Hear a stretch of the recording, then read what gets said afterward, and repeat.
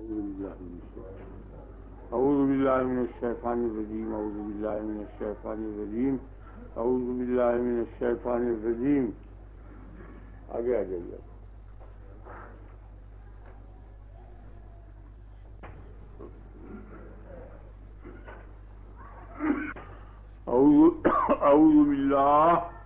أعوذ بالله من الشيطان الرجيم أعوذ بكلمات الله التامات من شر ما خلق أعوذ بكلمات الله التامات من شر ما خلق أعوذ بكلمات الله التامات من شر ما خلق أعوذ بالله السميع العليم من الشيطان الرجيم أعوذ بالله السميع العليم من الشيطان الرجيم أعوذ بالله السميع العليم من الشيطان الرجيم.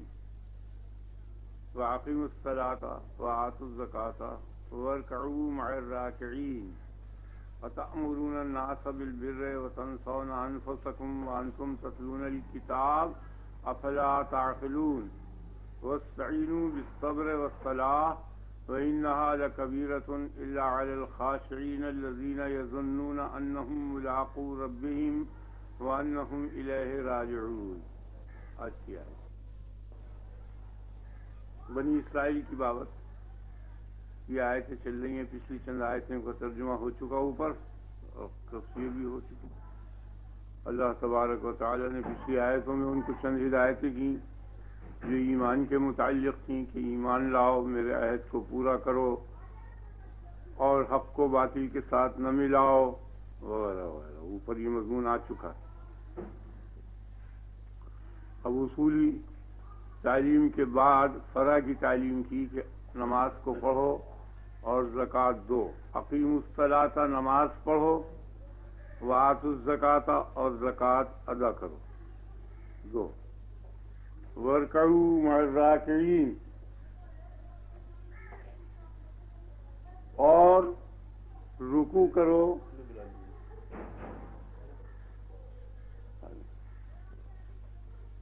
رکوع کرنے والوں کے ساتھ رکوع کرو.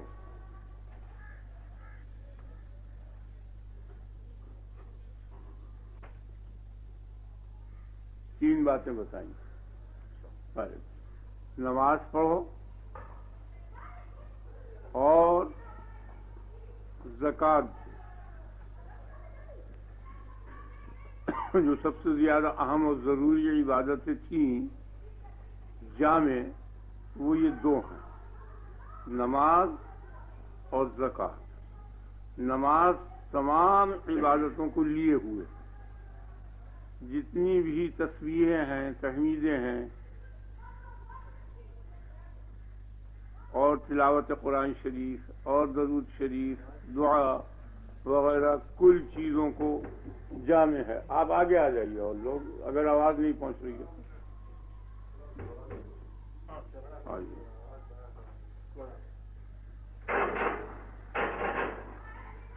پہلے اصولی تبلیغ کی اور تعلیم کی کہ میرے عہد کو یاد کرو. اوپر وہ مضمون گزر چکا جو اس ریکارڈ کے اندر ہے، اس کو آپ لکھوا دیں. وہ بہت ضروری چیز ہے تاکہ لوگوں کو معلوم ہو جائے کہ عہد کیا چیز ہے. پھر ایمان کی تبلیغ کی کہ تصدیق کرو اور ایمان لاؤ جو کچھ میں نے قرآن شریف نازل کیا ہے. پھر یہ بتایا کہ دنیا کے خاطر دین کو نہ چھوڑو. لا تشتروا بآیاتنا ثمنا قلیلا. تو جو ضروری علوم تھے وہ پہلے بتا دیے. پھر یہ بتایا کہ حق کو باطل کے ساتھ نہ ملاؤ. یہ سب جامع فارمولے ہوتے ہیں اور جامع ضابطے ہوتے ہیں قرآن شریف کے، جو ہر شخص جس کو سمجھ سکتا ہے، عام آدمی سے لے کے خاص تک سب سمجھ لیتے ہیں.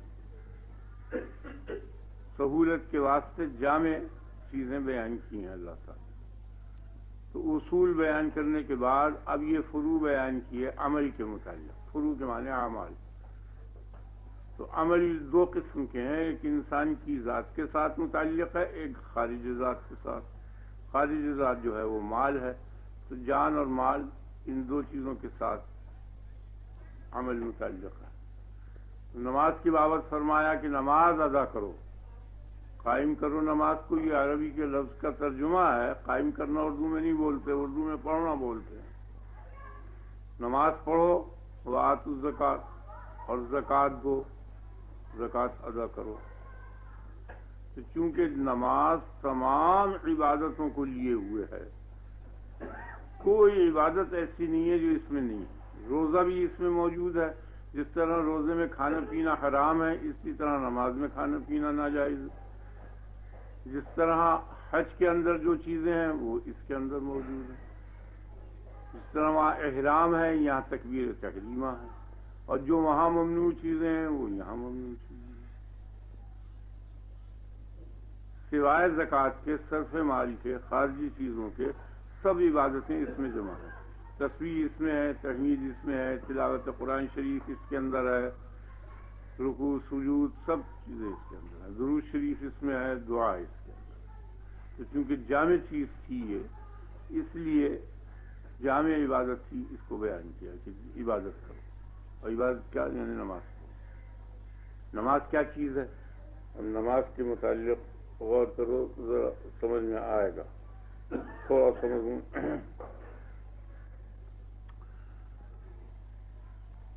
پہلے تم عبادت کے معنی سمجھ لو کہ عبادت کس چیز کو کہتے ہیں. یہاں دو چیزیں ہیں، آپ خیال فرما رہے ہیں نا مول صاحب؟ ایک تو عبادت اور ایک معاملہ. ایک کو تو حق اللہ کہتے ہیں، ایک کو حق العباد کہتے ہیں. وہ حقوق العباد جو ہیں وہ تو معاملات کہلاتے ہیں، اور حقوق اللہ جو ہیں وہ عبادات کہتے ہیں. تو عبادت اور معاملہ یہ دو چیزیں ہیں. تو انسان کے مقابلے میں بھی دو چیزیں ہیں، ایک خالق انسان ہے اور ایک تمام کائنات ہے. آپ کی سمجھ میں آ گئی؟ ایک خالق انسان اور ایک تمام کائنات. تو انسان کے مقابلے میں یہ دو چیزیں ہیں. تو تمام کائنات چونکہ انسان کے لیے پیدا کی گئی ہے، تو انسان کو ان تمام کائنات کو اپنے میں خرچ کر دینا چاہیے اور صرف کر دینا چاہیے. یہ معنی ہے معاملے کے.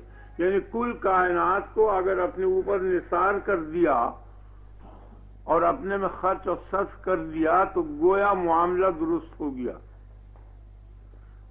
اب جب اس کو صرف کر کے بالکل تیار ہو گیا اور کائنات خرچ ہو گئی انسان کے اندر اور انسان مکمل ہو گیا، تو اب اس کا وجود دوسری شے کے لیے ہے.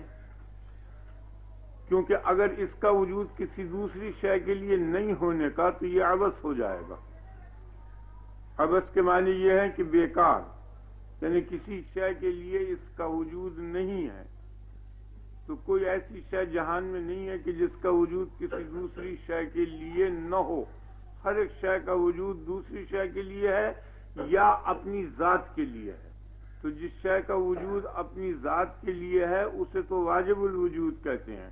اللہ تبارک و تعالی کا وجود کسی دوسری شے کے لیے نہیں ہے، اسی کے لیے ہے. اور باقی جتنی چیزیں ہیں سب کا وجود جو ہے وہ دوسری شے کے لیے ہے. تو اب باقی جتنی چیزیں ہیں ان کی دو قسمیں، ایک انسان اور ایک انسان کے علاوہ کل کائنات.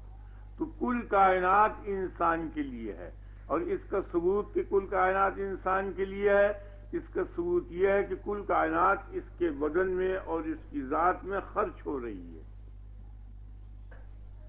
اور یہ ان میں سے کسی کی ذات میں صرف نہیں ہو رہا. ہر شے اسی کے لیے ہے. یہ ممکن ہے کہ 10 واسطوں سے ہو، 5 واسطوں سے ہو، اور یہ بھی ممکن ہے کہ بعض واسطے معلوم نہ ہوں. مما لا تعلمون، ان چیزوں سے بھی پیدا کیا جن کو تمہیں پتہ نہیں. تو ایسے اسباب بھی اللہ تعالیٰ نے پیدا کیے ہیں کہ انسان کے علم میں وہ اب تک نہیں آئے، اور وہ کسی نہ کسی ذریعے سے انسان کے لیے مفید ہوئی.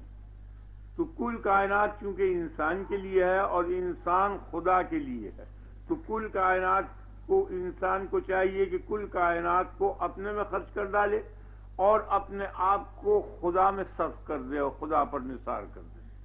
تو کل کائنات کو اپنے میں صرف کرنے کا نام تو معاملہ ہے، اور اپنے آپ کو خدا کی ذات پر نثار کرنے کا نام عبادت ہے. عبادت کی حقیقت کیا ہے؟ اللہ تبارک و تعالیٰ پر انسان فنا ہو جائے، انسان نثار ہو جائے، بس آگے نا آپ کے خیال آپ سمجھ گئے نا اس چیز کو کہ عبادت کیا چیز نکلی؟ اللہ تبارک و تعالیٰ پر یہ نثار ہو جائے اور اس میں سب۔ تو اب اس کے نثار ہونے کے جتنے طریقے ہیں ان سب میں جامع طریقہ جو ہے وہ نماز ہے۔ اب اسے سمجھ لیں آپ اور قریب آ جائیں اگر آواز نہیں پہنچتی۔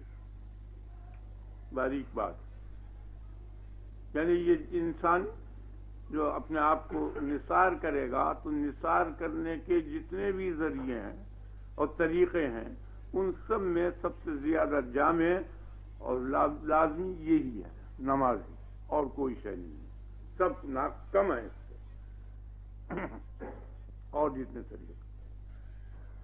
پہلی صورت ابتدا اس کی نماز کی یہاں سے ہوتی ہے کہ جب یہ تکبیر کرتا ہے، تکبیر تحریمہ، اور ہاتھ اٹھاتا ہے، دونوں ہاتھ اٹھاتا ہے۔ یہاں تک دیکھا ہے نا آپ نے نماز پڑھنے والے کو کان پر اور دونوں ہاتھ اٹھا لیتا ہے۔ تو یہ اشارہ کس چیز کی طرف ہے؟ ہاتھ اٹھانا جو ہے یہ کنایا ہے بے تعلقی سے۔ مثلا میرا لڑکا نالائق ہے اور اس کو کسی بری جگہ پر کوئی دیکھے اور وہ مجھ سے ذکر کرے تو میں یہ کہوں گا کہ میں نے تو اس سے ہاتھ اٹھا لیا، میری طرف سے کہیں جا رہا ہے، میں اس سے بات نہیں۔ آپ سمجھ گئے؟ بہت صاف بات ہے۔ ہاتھ اٹھانے کے معنی یہ کہ بے تعلق ہو گیا۔ تو جب دونوں ہاتھ اٹھائے تو اس کے معنی یہ ہوئے کہ دونوں جہان سے بے تعلق ہو گیا۔ یہ کائنات دنیا اور وہ کائنات عقبہ، نہ عقبہ کی طرف دھیان رہا اور نہ دنیا کی طرف دھیان رہا۔ یا کیوں؟ اللہ اکبر، اللہ جو ہے ان دونوں سے اکبر ہے اور بہت بڑا ہے، اس لیے یہ دونوں چھوٹے ہیں، دونوں چھوٹوں سے میں نے بے اعتنائی کی، بے تعلق کی اور میں نے ہاتھ اٹھا لیے، مجھے اب ان کا کچھ خیال نہیں رہا۔ دنیا اور معافیہ اور عقبہ اور معافیہ، جنت اور تک سب سے بے تعلق ہو گیا۔ کوئی بھی نہیں کہتا خاصیت واسطے اللہ کی ہوتی ہے، کوئی یہ نہیں کہتا میں جنت کے لیے پڑھتا ہوں، کوئی یہ نہیں کہتا کہ جہنم کے عذاب سے بچنے کے لیے پڑھتا ہوں، نہیں، لوجہ اللہ، خدا کی رضا اور خوشنودی کے لیے محض خدا پر نثار ہو رہا ہے۔ ورنہ اگر جنت کی نیت سے کرے گا تو جنت پر نثار ہوگا، دوزخ سے بچنے کے لیے کرے گا تو دوزخ سے بچنے پر نثار ہوگا، اور کسی مقصد کے لیے حور و قصور کے لیے کرے گا تو ان پر نثار ہوگا، خدا پہ نثار نہیں ہونے گا۔ لیکن دونوں ہاتھوں کا اٹھانا یہ پتہ دے رہا ہے کہ کائنات دنیا اور کائنات عقبہ دونوں سے ہاتھ اٹھا لیا، دونوں سے بے تعلق ہو گیا۔ اللہ کیوں؟ اللہ اکبر۔ اور یہ اکبر کا جو لفظ ہوتا ہے افعل کے وزن پر جتنے لفظ آتے ہیں یہ افعل تفضیل کہلاتے ہیں، ان کے بعد عموماً من محذوف ہوا کرتا ہے، یعنی اکبر و من کل شے، ہر شے سے اللہ بڑا ہے، یہ معنی ہوتا ہے، ہر شے سے بڑا ہے، کوئی شے اب اس قابل التفات نہ رہی۔ اب جب یہ تصور ہو گیا تو اس تصور کی کچھ تھوڑی امتداد کے بعد اس کی تجلی ہوئی تو اس تجلی کی برداشت نہیں ہو سکی۔ اللہ اکبر، ہو گیا نا؟ اب اس کبریائی کی بالکل برداشت نہیں ہو سکی۔ دو منٹ کے بعد جیسے آپ نے موم کو دیکھا ہے، شمع کو، تو اس کو جب آپ آگ کی لو پر رکھیں شروع میں وہ قائم ہوتی ہے اور اس کے بعد وہ جھکنی شروع ہو جاتی ہے، جھک جاتی ہے۔ تو جب کبریائی کا اللہ کی تصور ہوا تو اس کے بعد اس کی حرارت سے یہ جھک گیا، یہ رکوع ہوا۔ آپ کو سمجھ میں آ گیا؟ جھک گیا، رکوع ہو گیا۔ رکوع کیا چیز ہے کہ اس کبریائی کی برداشت نہیں کر سکا اس تجلی کی اور جھکنے لگا۔ اور جب جھکتا ہے آپ نے دیکھا ہوگا اس موم کو کہ پھر جو اس کو لو لگتی ہے تو ہلکا سا پھر سیدھا ہو جاتا ہے، وہ نرم چیز نرم ہو کے جھکتی ہے اور جھکنے کے بعد وہ لو لگ کے پھر سیدھی ہوتی ہے، وہی قوما ہے، پھر ذرا سا سیدھا ہوا، پھر جو لو لگتی ہے تو پھر ایک دم گر پڑتا ہے، وہ سیدھا ہوا۔ آپ سمجھ گئے نا؟ یہ 3 رکن اعظم ہیں، قیام ہے اور رکوع ہے اور سجود ہے۔ تو قیام میں کیا مانے؟ یعنی خواہش نہ دنیا کی رہی نہ عقبہ کی رہی، خواہش کی گھاٹی سے اور شہوت کی گھاٹی سے نکل گیا۔ قیام کی یہ معنی۔ رکوع کے کیا معنی ہوئے؟ جھک گیا، یعنی غضب کی گھاٹی سے نکل گیا، اب اس کے اندر کوئی تکبر و بڑائی اور غضب باقی نہیں رہا۔ اور جو تیسری لو لگی تو تیسری لو کے بعد وہ جھکاؤ کے بعد ذرا سی دیر کو کھڑا ہوتا ہے، وہ بالکل عارضی ہے، قوم میں اسی لیے زیادہ دیر نہیں کھڑا ہوا جاتا، سمع اللہ لمن حمدہ کہتے ہی فوراً جاتا ہے۔ بالکل اس لو کی شاید آپ جب چاہے تجربہ کر کے دیکھیں، موم کی بتی کو لگا کے، ہم نے بہت دیکھا ہے اس کا تجربہ کر کے، آپ دیکھیں تو ایک دم گر پڑتا ہے، وہ ہوا کی گھاٹی سے نکل گیا۔ وہ تیسری چیز جو ہے وہ ہوا ہے۔ ارأیت من اتخذ الہہ ہوا، بھلا تو نے دیکھا اس شخص کو کہ جس نے اپنے ہوا کو اپنا معبود بنا رکھا؟ کہ میری رائے یہ ہے، میں یہ سمجھتا ہوں یہ ہوا ہے۔ کیا جائے گا؟ شہوت اور غضب اور ہوا، یہ تیسری گھاٹی ہے۔ یہ 3 مہلک گھاٹیاں تھیں، جب ان تینوں مہلک گھاٹیوں سے نکل گیا تو نکلنے کے بعد گویا عالم امن میں آ گیا، اب اس کو بیٹھنے کی اجازت مل گئی، اب اس قابل ہو گیا کہ دارالامن میں یہ بیٹھ سکتا ہے۔ بس یہ قاعدہ ہے، جو قاعدہ ہے نا، یہ بیٹھتا ہے۔ قاعدے کی حقیقت کیا ہوئی آپ سمجھ گئے کہ وہ یہ 3 گھاٹیاں تھیں، تینوں گھاٹیوں کو طے کر آیا۔ پہلی گھاٹی شہوت کی تھی، وہ جس وقت ہاتھ باندھ کر کھڑا ہوا اور اللہ اکبر کہا اور دونوں ہاتھ اٹھائے تو دونوں جہان سے بے اعتنائی ہوئی، دونوں جہان کی خواہش باقی نہ رہی، یہ شہوت جو ہے شہوت کی گھاٹی سے نکل گیا۔ اب جب اس کی کبریائی کی حرارت پڑی اور اس کی تجلی کی برداشت نہ ہو سکی تو جھکنا شروع ہوا، اسی جھکاؤ کا نام رکوع ہے، رکوع میں چلا گیا۔ اس کے معنی یہ ہوئے کہ گویا غضب جو تھا اور غصہ اور غضب کی جو قوت تھی وہ ختم ہو گئی، تکبر وغیرہ، اور جتنے اخلاق ذمیمہ اس غضب سے پیدا ہوتے ہیں ان سب کی سے فارغ ہو گیا اور ان سب مہلکات سے نجات پا گیا۔ پھر اس تجلی سے ذرا سا قیام ہوتا ہے اور انتصاب ہوتا ہے، وہ قومہ کہلاتا ہے، وہ زیادہ دیر نہیں رہتا بلکہ وہ نیچے جانے کے لیے ہوتا ہے۔ شمع کو دیکھا نا آپ نے، فوراً سجدے میں چلا گیا۔ یہ ہوا کی گھاٹی تھی، اس کو عبور کر گیا۔ بس تو 3 مہلک چیزوں سے نکل کے اب امن کی فضا میں آ گیا، اب اس کو اجازت مل گئی کہ تو بیٹھ سکتا ہے ہمارے امن کے دربار میں، دار امن میں بیٹھ سکتا ہے۔ سمجھ میں آ گیا نا آپ کو؟ جو نہیں سمجھے آپ تو پھر میں دوبارہ تقریر کر دوں کہ نماز چیز کیا ہے۔ اب بیٹھ گیا، اب بیٹھ کے اس نے کہا تحیات للہ والصلوات والطیبات، السلام علیکم ایھا النبی۔ اب اس نے دارالامن میں پہنچنے کے بعد اور جلوس کا حکم اور اجازت ملنے کے بعد یہ کلمات پڑھنے شروع کی۔ یہ سب پاکیاں جو ہیں اور طیبات جو ہیں یہ اللہ ہی کی وجہ سے ہیں اور اللہ ہی کے لیے ہیں۔ اب اس کا نتیجہ یہ ہوا، آپ کے پاس آواز جا رہی ہے نا،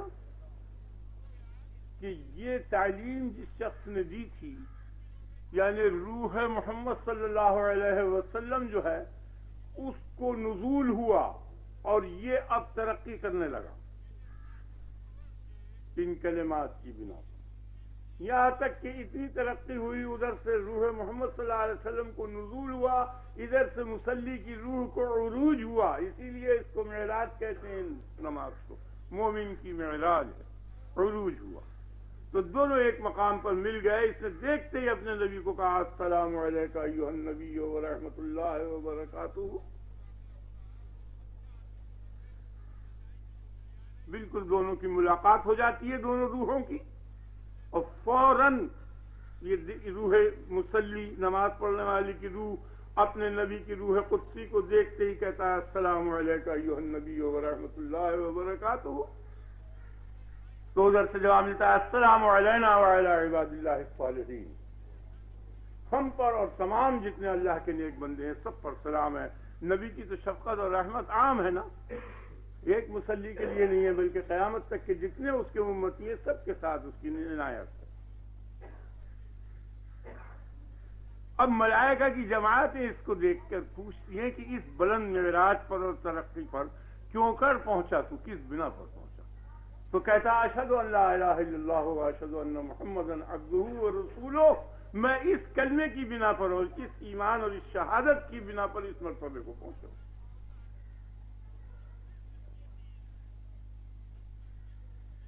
آپ کی سمجھ آ رہا ہے نا؟ تو فرشتے کہتے ہیں کہ جس نبی نے یہ تعلیم دی ہے تو انہیں اس کو کیا ہدیہ اور تحفہ دیا؟ تو کہتا ہے اللہم صلی علی محمد وعلی آل سیدنا محمد وبارک وسلم. یہی پڑھا جاتا ہے نا درود شریف اشہد ان لا الہ الا اللہ کے بعد، اشہد ان لا الہ الا اللہ و اشہد ان محمدا عبدہ و رسولہ. اللہم صلی علی سیدنا مولانا محمد وعلی آل سیدنا مولانا محمد وبارک وسلم. آپ کی سمجھ آ گیا نا؟ بالترتیب مضمون چلا رہا.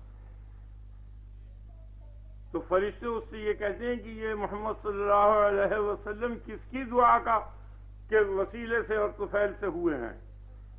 کہتا اللہم بارک علی محمد وعلی آل محمد کما بارکت علی ابراہیم وعلی آل ابراہیم انک حمید مجید. یہ ابراہیم خلیل اللہ کی دعا سے ان کا ظہور ہوا. آپ سمجھ گئے ترتیب ساری شروع سے نہیں؟ اب ملائکہ قدسیہ جتنے ہیں وہ سب حیران ہوتے ہیں اور سب کے سب کو ایک قسم کا شوق ہوتا ہے اس سے ملنے کا. اللہ تبارک و تعالی حکم دیتا ہے کہ تم ایسے یہ میرا بندہ خاص الخاص ہے، اس کے پاس جاؤ اور اس سے ملو. جو ہی ملائکہ آتے ہیں دونوں طرف بیٹھتے ہیں تو ادھر کہتا ہے السلام علیکم ورحمۃ اللہ، السلام علیکم ورحمۃ اللہ. نماز ختم ہوئی. آپ کی سمجھ میں آ گیا؟ یہ نماز ہے جس کی کہ محمد الرسول اللہ صلی اللہ علیہ وسلم نے تبلیغ کی ہے اور تعلیم دی ہے. سب کو شروع سے آخر تک سب مرتب کلام ہے نماز. تو اقیم الصلاۃ کی یہ معنی ہوئے نماز ادا کرو، وآتوا الزکاۃ اور زکات دو. زکات کے معنی ہیں طہارت کے اور بڑھنے کے عربی زبان میں. زکات کو زکات اس لیے کہتے ہیں کہ یہ سبب بنتا ہے مال کے بڑھنے کا اور اخلاق کے بڑھنے کا. اگر زکوٰۃ نہ دی جائے تو تباہ ہو جاتا ہے مال اور بڑھتا نہیں. ظاہری بڑھاؤ تو یہ ہوتا ہے اور روحانی بڑھاؤ یہ ہوتا ہے کہ اس میں کرم کی خصلت پیدا ہو جاتی ہے. بخشش و کرم کی خصلت جو بڑی عجیب چیز ہے وہ روح میں پیدا ہوتی ہے. اور طہارت کی بھی یہی صورت ہے کہ جو باقی مال ہے وہ پاک ہو جاتا ہے اور نفس کے اندر بخل سے پاکی پیدا ہو جاتی ہے. بخل کی جو گندگی ہے وہ نفس سے دور ہو جاتی ہے. اس لیے اس زکات کہتے ہیں. زکات کے معنی طہارت کے اور بڑھنے کے. لغت میں دو معنی آتے ہیں، دونوں معنی لگتے ہیں اس کے کہ یہ طہارت مال میں بھی پیدا کر دیتی ہے اور روح میں بھی پیدا کر دیتی ہے. اور بڑھنا مال میں بھی پیدا کر دیتا ہے اور روح میں بھی کرم کی خصلت کو پیدا کر دیتا ہے. آپ سمجھ لو اچھی طرح سب باتیں. اس لیے دونوں چیزیں آ گئی. اب کوئی چیز باقی نہیں رہی. جان و مال سے خدا پر نثار ہو جاؤ، یہ معنی ہوگا. اقیم الصلاۃ وآتوا الزکاۃ کے معنی یہ ہوئے کہ تم جان اور مال سے دونوں طرح سے میرے اوپر نثار ہو جاؤ. کوئی تیسری چیز باقی نہیں رہی. جتنی بھی عبادتیں ہیں ان دونوں کے اندر آ گئیں. کل مالی عبادتیں زکات میں آ گئیں اور کل بدنی اور روحانی عبادتیں اس کے اندر، جو میں نے ابھی آپ کے سامنے نماز کی تفصیل. کوئی چیز باقی نہیں. وَارْكَعُوا مَعَ الرَّاكِعِينَ یہودیوں کو حکم ہو رہا ہے، بنی اسرائیل کے متعلق ہے. ویسے خطاب عام ہے سبھی کے لیے. اور رکوع کرو رکوع کرنے والوں کے ساتھ. اب یہاں نماز کا ذکر آ چکا تھا، رکوع کا لفظ کہا. رکوع جو ہے ایک رکن ہے نماز کا، اور رکوع کے معنی ہیں انقیاد کے اور خضوع کے، یعنی مطیع اور فرما بردار ہونے کے. تو یا تو یہ معنی ہے کہ رکوع، یہود کی نماز کے اندر رکوع نہیں ہوا کرتا، بے رکوع والی نماز پڑھتے ہیں وہ بغیر رکوع کی، ان کی عبادت میں رکوع نہیں ہے. تو حکم دیا کہ تم رکوع والی نماز پڑھو.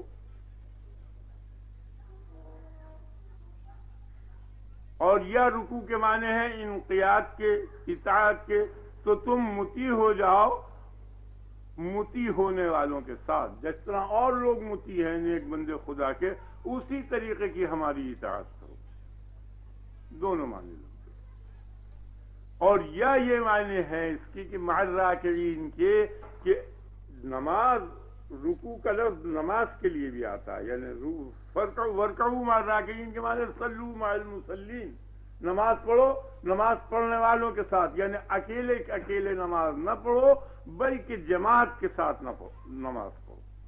کیونکہ صلاۃ الجماعت تفضل صلاۃ الفرض ب27 درجۃ، جماعت کی نماز اکیلے کی نماز سے 27 درجے افضل ہے.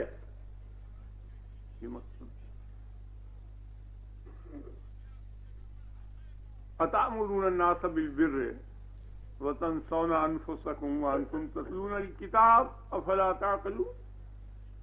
اتأمرون الناس بالبر، تم لوگوں کو تو بھلائی کا حکم دیتے ہو. بر کے معنی ہر بھلائی، اور خاص بھلائیوں میں صدق کے لیے آتا ہے. بر صدق کو بھی کہتے ہیں اور ہر خیر، ہر بھلائی کو کہتے ہیں.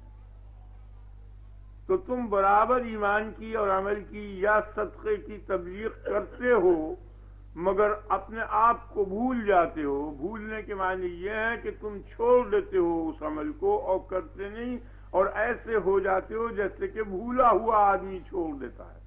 ویسے بھولتے کچھ نہیں تھے وہ. تو لوگوں کو تو تم نیکی کا اور صدق کا اور صدقے کا حکم دیتے ہو، اور نیکی سے یہاں مراد ہے کہ محمد صلی اللہ علیہ وسلم کی شہادت تورات میں موجود ہے. تو یہ یہودی خفیہ طور پر اپنے قرابت داروں سے کہا کرتے تھے کہ یہ دین سچا ہے، نبی سچا ہے، تم ایمان لے آؤ، اور خود ان کو عار تھی اس لیے یہ انکار کرتے تھے اور نہیں مانتے تھے، اور لوگوں کو حکم دیتے تھے کہ ایمان لے آؤ. ایسے ابو طالب سے بھی ہوا کہ وہ اپنے قرابت داروں سے کہا کرتے تھے کہ تم نبی پر ایمان لے آؤ. آپ کو یہ علم تھا اور ہوا. آپ نے فرمایا کہ چچا آپ زیادہ حقدار ہیں، آپ سب کو تو کہہ رہے ہیں، اولاد کو، کنبے والوں کو، آپ زیادہ حقدار ہیں ایمان لانے. وَتَنْسَوْنَ أَنفُسَكُمْ، تم اپنے آپ کو بھول جاتے ہو، یعنی چھوڑ دیتے ہو یہ نیک عمل کرنے، اس طرح سے کہ بھولنے والا چھوڑ دیتا ہے. افلا تعقلون، بھئی تم بڑے بے عقل ہو. تعجب کے طور پر یہ انتہائی بے عقلی کی بات ہے، اس لیے کہ امر بالمعروف جو ہے، نیکی کا حکم دینا، تبلیغ کا کرنا، اس لیے ہے کہ دوسرا شخص جو ہے برائی سے بچ جائے اور اچھائی حاصل کر لے. یہ دو مقصد ہوا کرتے ہیں، نہی عن المنکر اور امر بالمعروف، ان دونوں سے. تو جب انسان خود برے کام کرے گا اور دوسروں کو اچھے کام کی تبلیغ کرے گا اور کہے گا، تو اس کا اثر نہیں ہوگا بلکہ اس کا الٹا اثر ہوگا، اور لوگ یہ سمجھیں گے کہ ہر شخص برائی سے خود بچنے کے لیے تیار ہوتا ہے، اور یہ خود نہیں بچ رہا تو اصل میں جو ہے یہی فعل ہے جو یہ کر رہا ہے. اثر نہیں ہونے کا بھلائی کا، بھلائی کی تبلیغ کا اثر نہیں ہوگا برائی کے کرنے کے ساتھ ساتھ، اس لیے منع کر دیا. اب یہ بات بتائی وَاسْتَعِینُوا بِالصَّبْرِ وَالصَّلَاةِ، اور مدد طلب کرو صبر اور نماز کے ساتھ، کہ اگر ان قسم کے تمام عبادتوں کے اندر ادا کرنے میں، نماز کے اور زکوٰۃ کے اور تمام احکام شریعہ کے ادا کرنے میں دشواریاں پیدا ہوں، تو ان دشواریوں سے بچنے کے لیے، ان حاجتوں کو پورا کرنے کے واسطے تم مدد طلب کرو صبر و صلات سے. ایک بات یہاں یہ سمجھ لو کہ بعض ملحدین یہ سمجھتے ہیں کہ استعانت جو ہے صبر و صلات سے ہے اور صبر و صلات غیر اللہ ہے، تو وہ غیر اللہ سے استعانت جائز ہو گئی، یہ غلط ہے۔ استعانت جو ہے وَاسْتَعِينُوا إِيَّاكَ نَعْبُدُ وَإِيَّاكَ نَسْتَعِينُ، تیری ہی عبادت کرتے ہیں اور تجھی سے استعانت چاہتے ہیں، تجھی سے امداد چاہتے ہیں، تجھی سے مدد طلب کرتے ہیں۔ تو جس طرح عبادت مخصوص ہے خدا کے لیے، اسی طرح استعانت مخصوص ہے خدا کے لیے، وہی استعانت کرے گا، اس کے علاوہ کوئی نہیں کرنے کا۔ آگے نا آپ کے خیال میں؟ تو یہاں وَاسْتَعِينُوا بِالصَّبْرِ وَالصَّلَاةِ کے معنی یہ وَاسْتَعِينُوا اللَّهَ بِالصَّبْرِ وَالصَّلَاةِ، اللہ سے تم مدد مانگو ان دو ذریعوں سے، ان دو طریقوں سے، طریقہ صبر سے اور طریقہ نماز سے۔ یہ دو طریقے ایسے ہیں کہ ان دو طریقوں سے تم اللہ سے مدد مانگو۔ یہاں مستعان محذوف ہے، وَاسْتَعِينُوا کے معنی ہے وَاسْتَعِينُوا اللَّهَ بِالصَّبْرِ وَالصَّلَاةِ۔ مولوی صاحب نے خیال فرمایا، ٹھیک ہو گیا؟ غیر اللہ جو ہے وہ مستعان نہیں ہو سکتا، مدد نہیں کر سکتا، اس لیے کہ مدد کرنے کے واسطے 4 شرطیں ہیں، غور کرو۔ پہلی شرط تو یہ ہے کہ حاجت کا، محتاج کی حاجت کا علم ہو حاجت کے پورا کرنے والے کو۔ اگر حاجت کے پورا کرنے والے کو محتاج کی حاجت کا علم نہیں ہے تو وہ کبھی اس کی حاجت پوری نہیں کر سکتا۔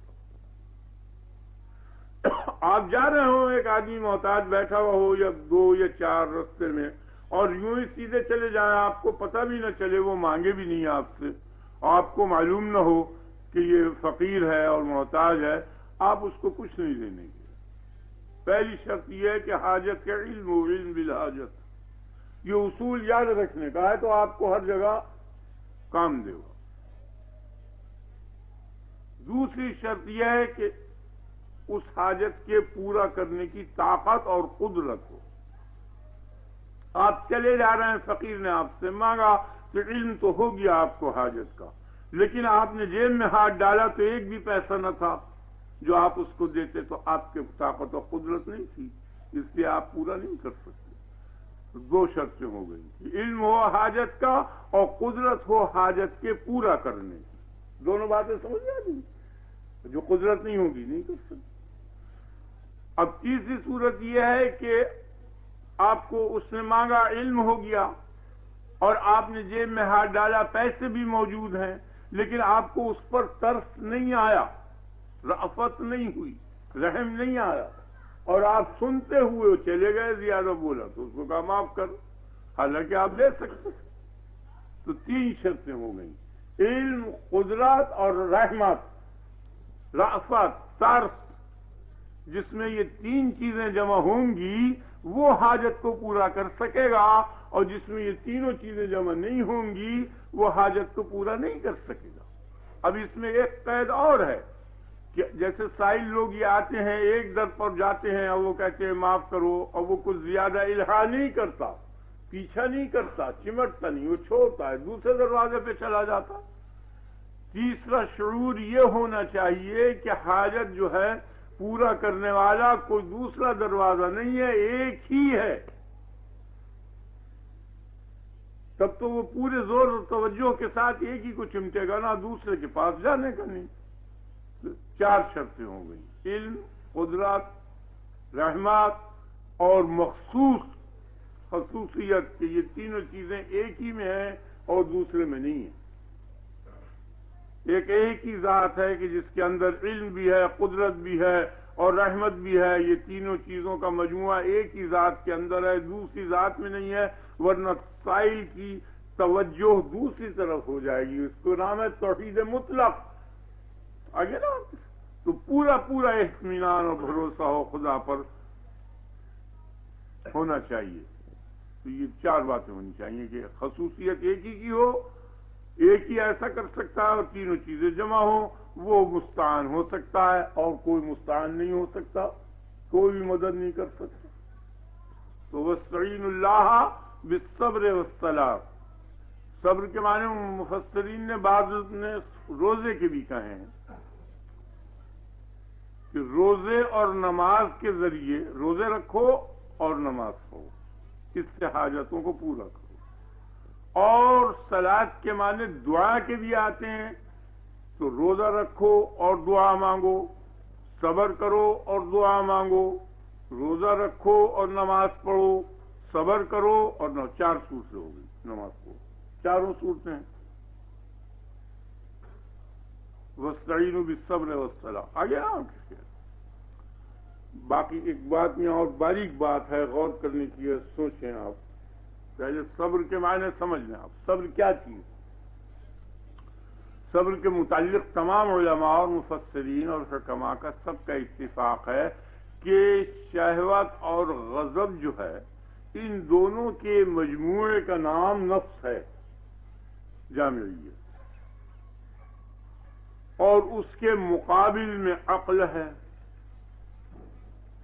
تو ان دونوں کا جو مجموعہ ہے شہوت اور غضب کا، جس کا نام نفسانیت ہے، نفسانیت کے لشکر کی عقل کے لشکر سے لڑائی ہوتی رہتی ہے برابر، دونوں جراثیم جیسے یہاں حیات کے اور مرض کے جراثیم برابر لڑتے رہتے ہیں، اور جس کو غلبہ ہوتا ہے وہ بات حاصل ہو جاتی ہے، اگر مرض کو غالب ہوتا ہے مر جاتا ہے، حیات کو غلبہ ہوتا ہے تو تندرست ہو جاتا ہے۔ تو برابر ان دونوں لشکروں میں مقابلہ ہوتا رہتا ہے، وہ ملائکہ ہیں اور یہ شیاطین ہیں۔ سمجھ میں آ گیا نا آپ کی؟ ان دونوں لشکروں کا جو مقابلہ ہو تو عقل کا جو لشکر ہے، عقل کا جو لشکر ہے وہ ثابت قدم رہے اور اس کو شکست دے دے، بس یہ معنی صبر کے ہیں۔ آئیے آپ ٹھیک۔ اور شکر کے کیا معنی ہیں؟ کہ جو نعمت تم کو حاصل ہوئی ہے اس کے متعلق یہ خیال کرنا اور تصور کرنا کہ یہ منعم کی جانب سے ہے، منعم سے قطع نظر کر کے نفس نعمت اور نفس راحت کی طرف دھیان کرنا نہیں ہونا چاہیے، بلکہ منعم کی طرف ہونا چاہیے۔ تو دھیان منعم کی طرف ہونا یہی شکر ہے۔ یہ دو معنی عام ہیں۔ آپ کی سمجھ میں آ گیا؟ نہیں آیا؟ آپ نے خیال کیا نا؟ تو یہ تو عام باتیں ہیں، لیکن میں ایک بات نئی آپ کے سامنے کہتا ہوں، اسے آپ غور کر لیں۔ باریک بات ہے کہ یہ بات نہیں، اس الجھن میں نہیں پڑھنا چاہیے، اور باریک بات ہے، ذرا اسے غور کرنا چاہیے۔ ایک تو مصیبت ہے اور ایک راحت ہے۔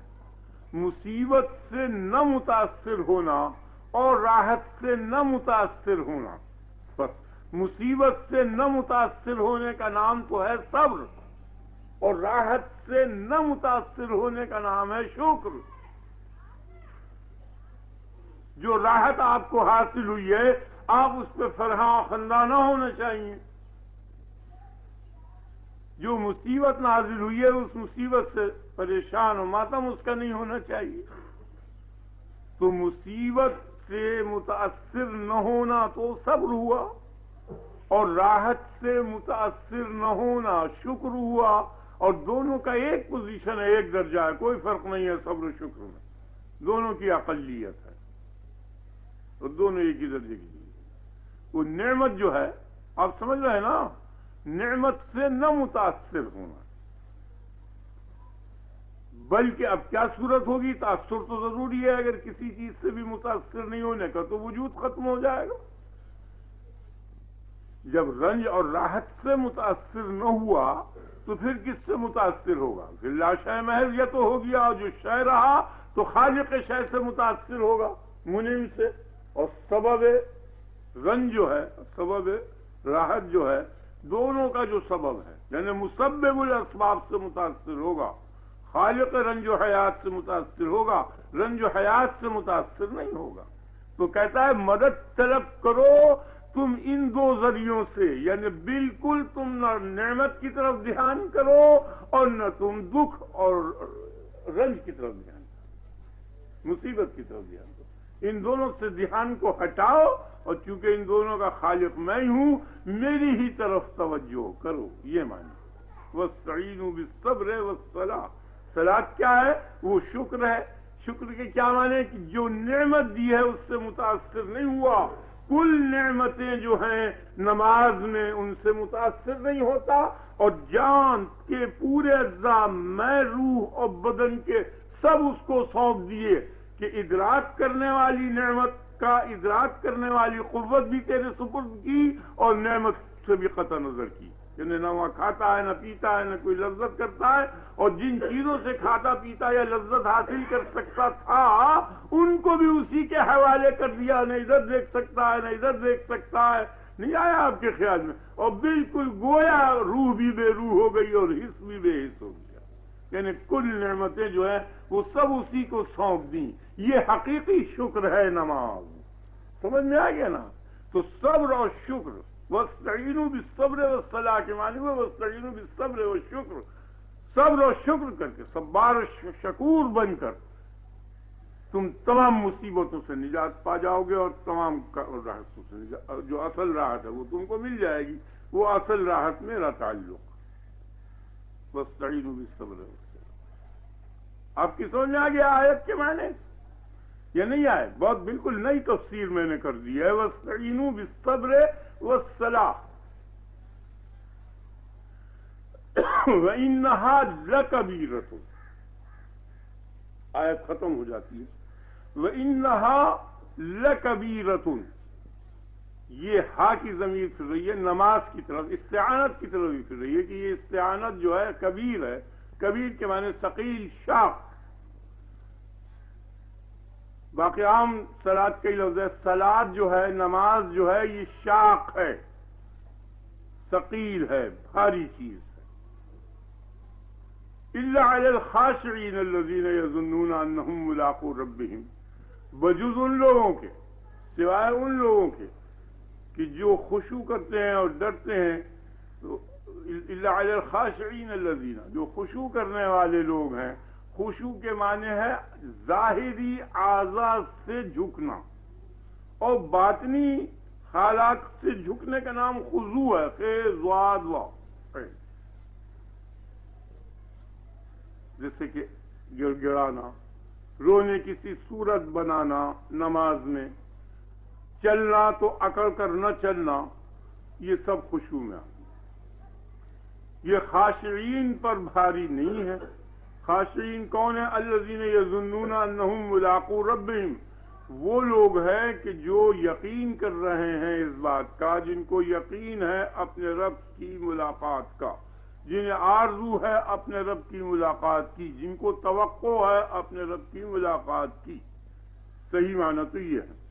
اور اگر یظنون کے معنی ظن کے لیے جائیں، یقین کے نہ لیے جائیں، تو جن لوگوں کو یہ ہر وقت گمان رہتا ہے، ملاقات رب کنایا ہے موت سے، جن لوگوں کو اپنے رب کی ملاقات کا گمان ہے، اس کے معنی یہ ہوئے کہ جن لوگوں کو ہر وقت مرنے کا گمان ہے، اور وہ یہ سمجھ رہے ہیں کہ آج نہیں کل، منٹ بھر، 2 منٹ، گھنٹہ، 2 دن، مہینہ، 2 مہینہ، سال، ہم کو مرنا ہے، ہر وقت موت کا دھیان لگا ہوا ہے، تو وہ برائی سے قطعی بچنا ہے ان کو، اور بھلائی قطعی کرنی ہے، اور ان کے لیے نماز آسان ہو جائے گی، کیونکہ رب سے ظن کرنا تو ناجائز ہے نا، ظن تو ممنوع ہے، یقین ہونا چاہیے۔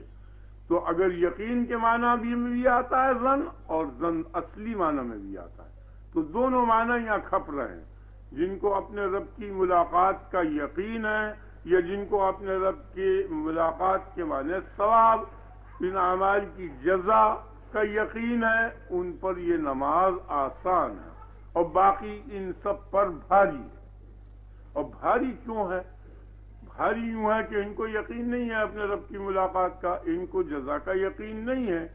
اگر آپ کسی شخص سے یہ کہہ دیں کہ تو یہ اگاردان اٹھا لے تو تجھ کو 2 کروڑ روپیہ ملے گا،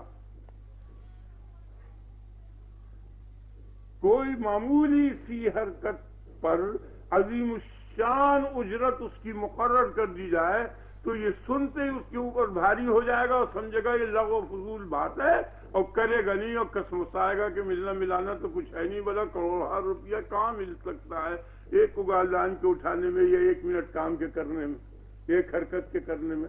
تو یہ ایسے یہ نماز ایک حرکت ہے، ایک حرکت کر کے جب اس کی جزا کا یقین تو ہے نہیں، اب اتنی عظیم الشان ابدی جزا جب اس کو کہا جائے گا تو وہ اس کے اوپر ثقیل اور بھاری ہونی.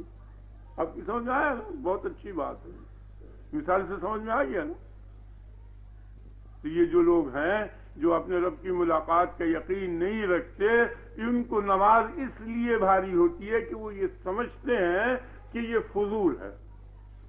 اس حرکت پر اتنا عظیم الشان انعام ملنا یہ عقل میں نہیں آتا، اس لیے اس کے کرنے میں ان کو ناگواری گزرتی ہے اور بھاری معلوم ہوتا. یظنون انہم ملاقو ربہم وانہم الیہ راجعون، اور ان کو یہ بھی یقین ہے کہ ان کو اللہ کی طرف لوٹنا ہے. اب یہاں ایک باریک مسئلہ ہے، اس کو غور کر. آیت کا مطلب تو سمجھ میں آ گیا نا؟ یہ نہیں آیا. نماز جو ہے وہ بھاری ہے، بھاری ہونے کے معنی بتایا آپ کو کہ یہ مطلب تو اس کا نتیجہ ان کے سامنے نہیں ہے اور وہ اس کا یقین نہیں کرتے. اور یہ دنیا میں آپ ہر جگہ چل کے دیکھ لیں، کسی جگہ کسی رکشا میں بیٹھ جائیں آپ کے مجھے ذرا وہاں تک پہنچا دیں، میں ساری بلڈنگ تجھ کو یہ دے دوں گا، کبھی بھی یقین نہیں آنے کا. نہیں سمجھا آپ؟ لے کے ہی نہیں جانے کا، وہ سمجھے گا جھوٹ بول رہے ہیں، مسخرہ کر رہے ہیں، مسخرہ پن کر رہے ہیں. اور جس کو یقین ہوگا وہ کرے گا. تو جس کو اپنے رب کی جزا کا یقین ہے کہ ان اعمال کی وہ ابدی جزا دے گا، اس کے اوپر نماز بھاری نہیں ہے. اور جس کو یقین نہیں ہے اس کو بڑی بھاری. سمجھ آ گیا نا؟ زکوٰۃ میں اور صدقے میں تو کچھ سمجھتا ہے کہ اس کا کچھ پھل مل جائے گا، اس لیے یہ غیر مسلم بھی یہ کر دیتا ہے. غریب کی کچھ امداد، یہ اس قسم کی چیزیں جو ہیں کہ جن کے نتائج کو کچھ سمجھ رہا ہے اور یقین ہے اسے کہ کم سے کم وہاں نہیں، یہیں مل جائے گا وہاں کر، انہیں تو یہاں بھی کر دیتے ہیں، پل بنا دیتے ہیں وغیرہ وغیرہ، شفا خانے، غریبوں کی امداد، یہ سب کرتے ہیں غیر مسلم. تو اس کی وجہ یہی ہوتی ہے کہ جزا ان کے سامنے ہوتی ہے اور نماز کی جزا سامنے نہیں ہوتی، اور بے انتہا عجیب و غریب انعامات ہیں اس کے، تو اس لیے ان کو اطمینان نہیں ہوتا، اس لیے ان پر بھاری ہوتی ہے، وہ نہیں پڑھتے. اگر مسلمان بھی ہوتا اور اس کا علم ایمان کمزور ہوتا ہے نعوذ باللہ، تو اس پر بھی یہی شاق ہوتی ہے. یہ ہوتا. لیکن جن لوگوں کو یہ یقین ہے کہ ان کو اپنے رب سے ملنا ہے اور ان کو اپنے رب سے ملاقات کرنی ہے اور ان کو ان کا رب ان اعمال کی جزا دے گا، ان کے لیے بالکل آسان. اور اس بات کا بھی ان کو یقین ہے کہ لوٹ کر پھر اللہ ہی کے پاس جانا. اب اس لوٹ کر اللہ کے پاس جانے میں جو شخص کسی سے مل کے آئے گا، دو تخیل پیدا ہوتے. ایک تو یہ کہ یہ لوٹ کر گیا تو لوٹے گا جبھی کہ جب وہاں پہلے سے ہوگا، یعنی پہلے وہاں تھا پھر یہاں آیا پھر یہاں سے لوٹ کر گیا. تو تناسخ والوں نے جو لوگ آواگمن کے قائل ہیں اس آیت سے یہ نتیجہ نکالا اور اس بات تک پہنچے کہ اس آیت سے تناسخ ثابت ہوتا ہے، آواگمن ثابت ہوتا ہے. سمجھ میں آ رہا ہے نا؟ نہیں سمجھ میں آ رہا؟ ان کو اپنے رب کے پاس لوٹنا ہے، واپس جانا ہے، تو واپس تو وہی جائے گا جو پہلے آیا ہوگا وہاں سے، پھر وہیں جائے گا. تو گویا روح پہلے وہاں تھی، پھر اس بدن میں آ گئی، پھر یہاں سے پھر دوبارہ لوٹ کر گئی. تو زکریہ رازی طبیب ہے اور ایک شخص ہے نظام کا شاگرد، اس کا نام ہے احمد ابن حابط، اور ایک آدھ آدمی ہے مسلمان یہ کہلاتے ہیں، نام کے ہیں یہ کفار. سب جو لوگ کہ اس قسم کی باتیں کہیں وہ کافر ہیں. سمجھ گئے نا؟ تو مسلمانوں میں چند افراد نے ایسی بات کہی ہے جن کے دو ایک کے نام مجھے یاد تھے، وہ میں نے آپ کے سامنے بیان کر دی. نظام کا ایک شاگرد ہے احمد ابن حابط، اور اسی نے یہ بات کہی تھی، اب مجھے یاد آ گیا، اسی نے یہ بات کہی تھی کہ یاتی من بعدی اسمہ احمد، میرے بعد ایک نبی آئے گا کہ اس کا نام احمد ہوگا اور وہ میں ہی ہوں. یہ غلام احمد قادیانی نے جو یہ بات کہی ہے، یہی بات احمد ابن حابط نے کتاب میرے پاس موجود ہے، اس میں لکھا ہوا ہے، 1200 برس کا آدمی ہے، اس نے یہ بات کہی. یہ وہ شخص ہے اور یہی تناسخ کا بھی قائل ہے. آگے نا آپ کس سے اور قرآن شریف سے، یعنی مسلمان ہوتے ہوئے تناسخ کے قائل جو ہیں وہ یہ دو تین آدمی ہیں. تو یہ در حقیقت کافر مرتد ہے، تناسخ باطل۔ تناسخ کے بطلان کے جتنے دلائل حکماء اور علماء نے بیان کیے ہیں اس میں کمزوریاں صحیح نہیں ہیں۔ صحیح دلیل میں آپ کو بتا دیتا ہوں اور آپ اس کو یاد کر لو اور سمجھ لو۔ یہاں تو خیر خدا کے فضل و کرم سے مسلمانوں کی سلطنت مسلمانی آبادی ہے، مگر ہندوستان میں اس کا زیادہ چرچا ہے۔ ہندوستان کے ہندو آواگون کے قائل ہیں، وہاں وہ رسالہ ہم نے ایک بھیج بھی دیا تھا، وہ بھیج دینے چاہیے۔ ایک اصولی بات سمجھو، آپ کے پاس آواز پہنچ رہی ہے کہ ہر مرکب جو ہوتا ہے وہ اجزاء سے پیچھے ہوا کرتا ہے۔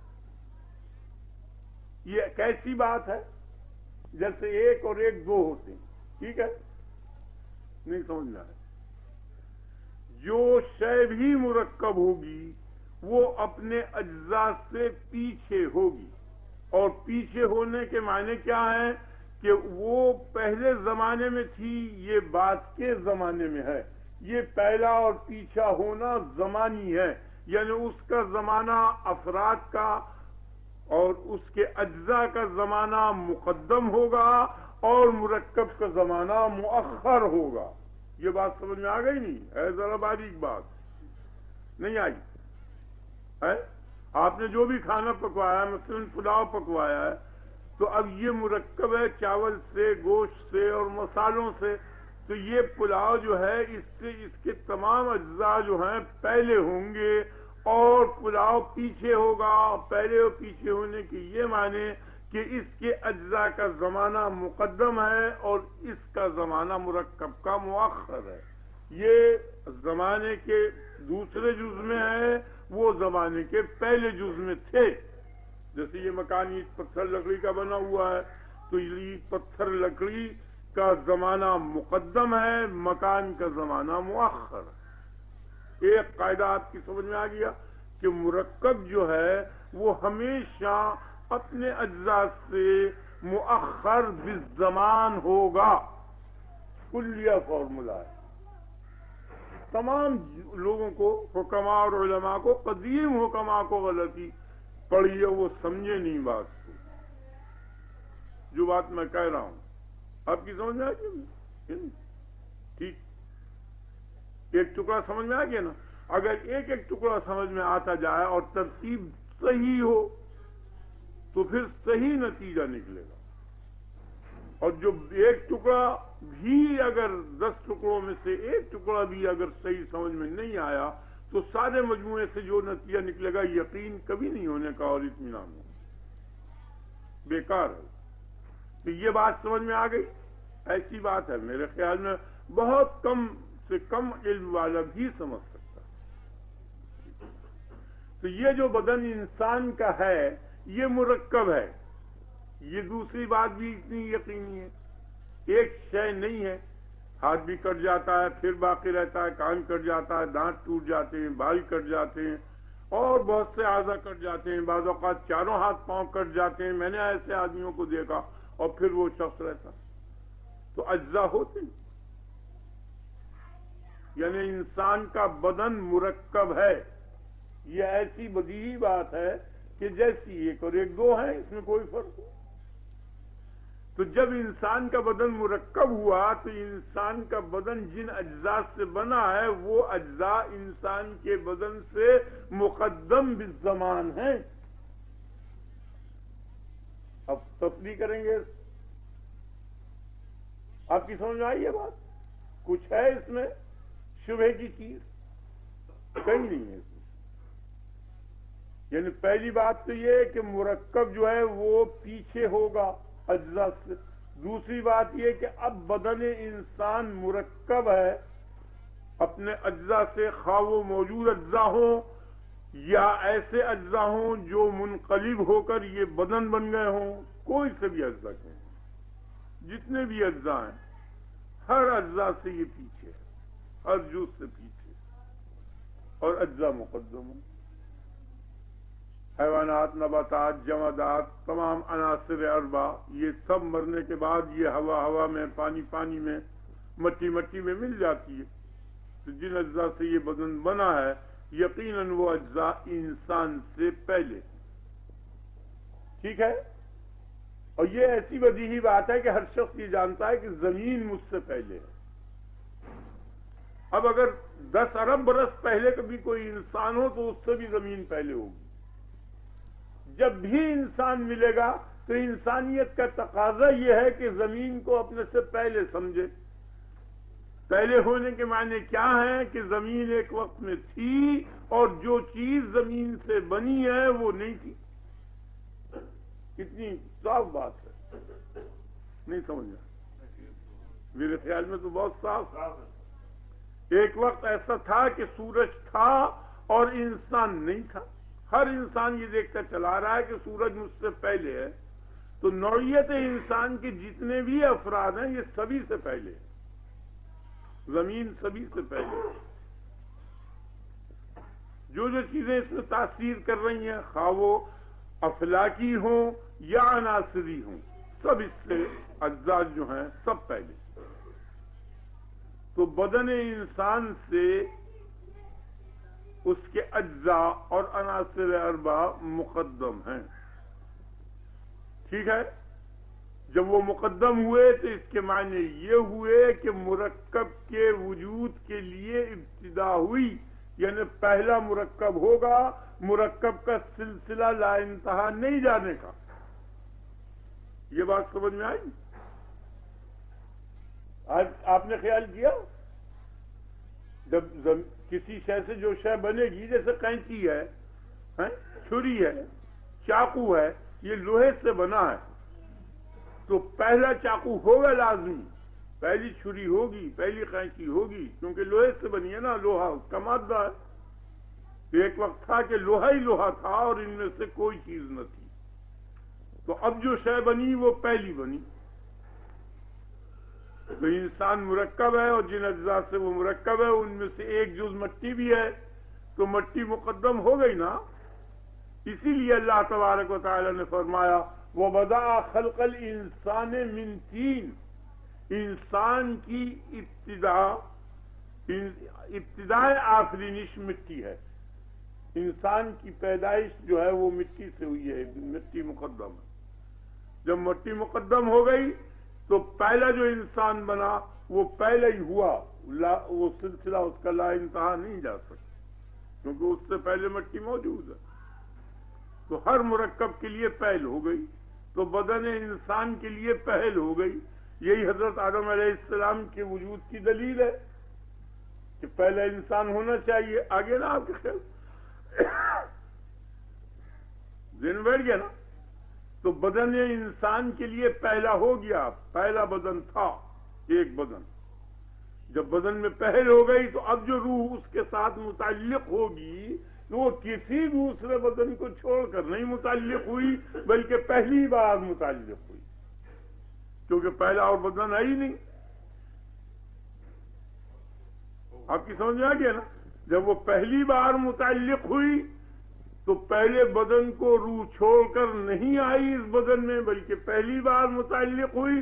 تو یہی آواگمن کا رد ہے بطلان, کیونکہ آواگمن اس سے کہتے ہیں کہ روح کا ایک بدن کو چھوڑ کر دوسرے بدن میں آنا.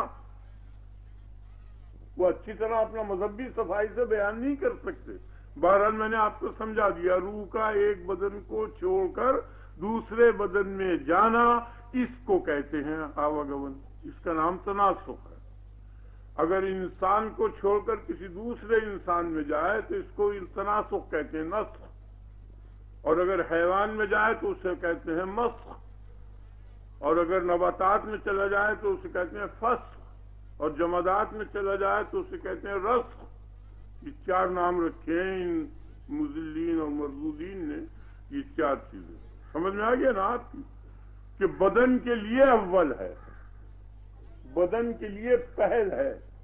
پہلا بدن موجود ہے. جب پہلا بدن ہوگا تو اب وہ زندہ جبھی ہوگا کہ روح اس میں متعلق ہو. تو روح جب اس کے ساتھ متعلق ہوئی تو وہ پہلی بار متعلق ہوئی اور کسی بدن کو چھوڑ کر نہیں آئی. جب وہ پہلی بار متعلق ہو گئی تو وہ پہلا انسان ہوا, کسی بدن کو چھوڑ کے نہیں آیا, تناسخ باطل ہو گیا. سمجھ آ گیا. تو وَأَنَّهُمْ إِلَيْهِ راجعون کے معنی یہ ہوئے کہ وہ الہ یعنی الی اللہ راجعون، یعنی اللہ کی طرف واپس جانے کے، اللہ کے حکم کی طرف واپس جانے، کہ وہاں کسی کا حکم نہیں چلنے کا بجوز حکم الہی کے، اور کوئی شے نہیں دیکھیں گے وہ. جیسے انی ذاہبون اس کی مثال موجود ہے، الی ربی سیہدین. حضرت ابراہیم خلیل اللہ نے کہا کہ میں اپنے رب کی طرف جا رہا ہوں، تو اب رب کی طرف تو نہیں جا رہے تھے، بلکہ رب نے ان کو جس زمین پر جانے کا حکم دیا تھا اس زمین کی طرف وہ جا رہے تھے. اس کے معنی انہوں نے یہ بتایا کہ میں رب کی طرف جا رہا ہوں.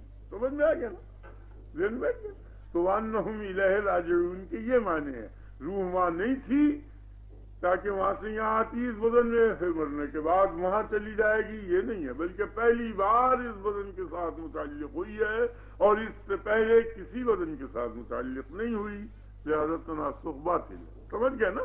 اور اس کی تبلیغ کرو اچھی طرح سے، تاکہ جو تناسخین ہیں اور خاص کر ہندوستان اور چین میں ایسے لوگ ہیں کہ ان کے علم میں یہ دلیل آ جانی چاہیے، اور اس دلیل کے جتنے مقدمات ہیں 1 اور 2 3 کی طرح سے واضح ہیں، اس میں کہیں سوچنے کی اور غور کرنے کی ضرورت نہیں. دوسرا ایک اسلامی فرقہ ہے، وہ یہ کہتا ہے کہ اللہ تبارک و تعالی جسم ہے.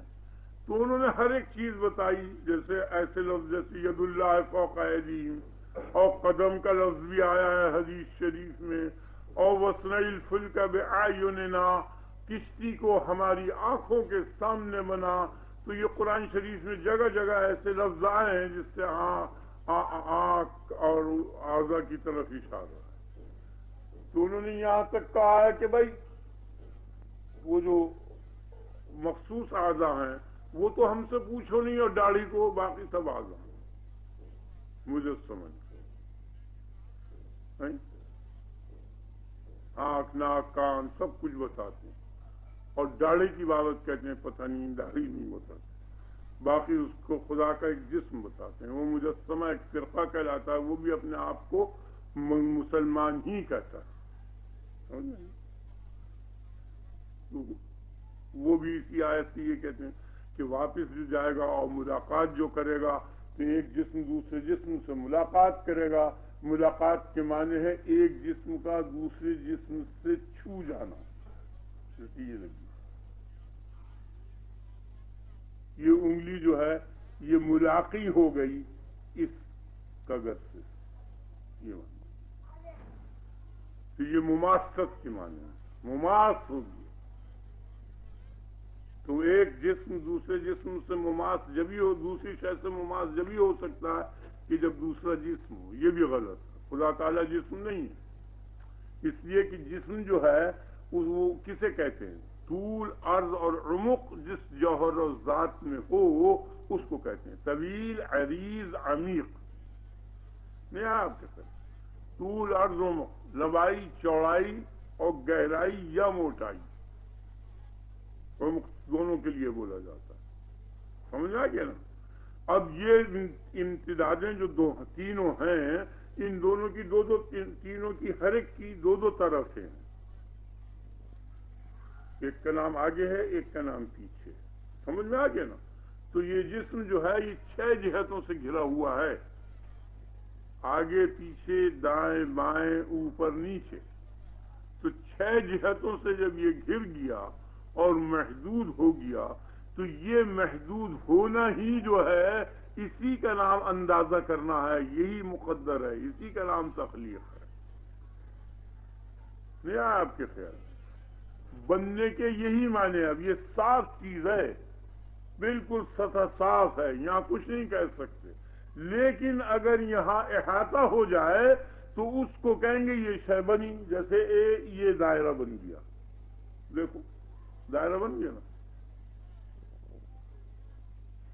تو یہ جو گھیرا ہے اس سطح کو، اس گھیراؤ نے بتایا کہ یہاں کوئی شے بنی ہے. حدوث کے یہ معنی ہے، یہ شکل کا قائم ہونا. شکل کسے کہتے ہیں؟ جیسے ایک حد یا کئی حدیں گھیر لیں، اس کا نام شکل ہے. تو شکل ہوتے ہی وہ مخلوقیت ہے، مصنوعیت ہے، اسی کا نام صنعت ہے. تو اللہ تبارک و تعالی کہ اگر جسم ہوگا تو وہ 6 جہتوں سے گھر کر مشکل ہو جائے گا، اور یہی معنی مخلوق ہونے کے ہیں، تو خالق مخلوق ہے یہ معنی ہوئے، تو ایسا آدمی جو ہے کفر کے ساتھ ساتھ جنون کو بھی لیے ہوئے ہے. سمجھ آئے گا؟ اللہ تبارک و تعالیٰ سیدھے راستے پر ہم تم سب کو چلائے. اب تم اپنے رب کی تکبیر بیان کرو، بڑائی بیان کرو خوب، اور اس کے بعد اس کی تصویر بیان کرو، اور پھر اپنے نبی پر درود و سلام پڑھو، اور پھر اپنے لیے ایک اچھی سی دعا مانگو. اللہ اکبر کبیرہ والحمد للہ کثیرہ وسبحان اللہ بکرۃ واصیلا. سبحان اللہ وبحمدہ سبحان اللہ العظیم لا الہ الا انت سبحانک انی کنت من الظالمین. یا سبوح یا قدوس یا غفور یا ودود. اللہم صلی علی نبینا ومرشدنا ومولانا محمد وآلہ واصحابہ اجمعین. اللہم بارک علی محمد وعلی آل محمد کما بارکت علی ابراہیم وعلی آل ابراہیم انک حمید مجید. اللہم انا نسألک الیقین، اللہم انا نسألک الیقین، اللہم انا نسألک الیقین، اللہم انا نسألک العفو والعافیہ فی الدنیا والآخرہ. اللہم انا نسألک العفو والعافیہ فی الدنیا والآخرہ. اللہم انا نسألک العفو والعافیہ فی الدنیا والآخرہ. سبحان ربک رب العزت عما یصفون وسلام علی المرسلین والحمد للہ.